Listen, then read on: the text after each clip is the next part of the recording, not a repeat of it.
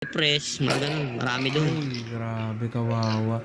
Anyway, mga kahombre ko, nakita naman po natin. So, isa po sa nakakita mismo, no, na nakasalamuha, let's say, ito si Norman Gusgusin, hindi naniniwala na siya ay nakipagsaksakan sa kulungan, okay? Malaking kalokohan yun. Leary. Mga kahombre ko, so yung Camp Bagong Diwa City Jail sa Taguig, hindi po totoo yung sinasabi ng tao na ito na si Norman Gusgusin na siya ay nakipagsaksakan sa loob and all that.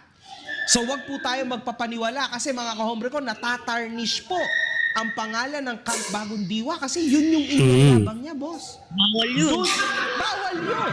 So makikita nyo na imposible po yung mga pinagsasabi ng tao na ito at napakasinungaling talaga. Kasi That was exactly what I said. Na talagang bawal naman yun eh. At kasi baka isipin ng mga manonood na pabaya pala yung mga taga-Taguig City Jail. Inaya nilang makapasok ang mga paraparnalya o mga bagay na pwedeng pampatay sa kapwa kakosa nila. Diba? Dapat iniisip ni Norman Gusgusin dahil since malaki siyang vlogger, ewan ko kung malaki talagang vlogger siya, kasi hindi naman na totally influencer siya.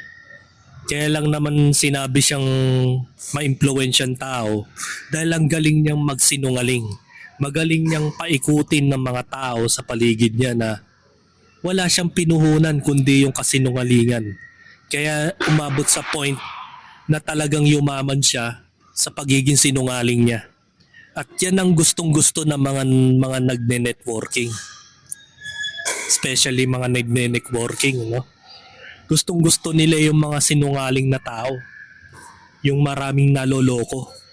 Kasi ang mga tao ngayon, sa panahon ngayon, napakababa ng critical thinking eh.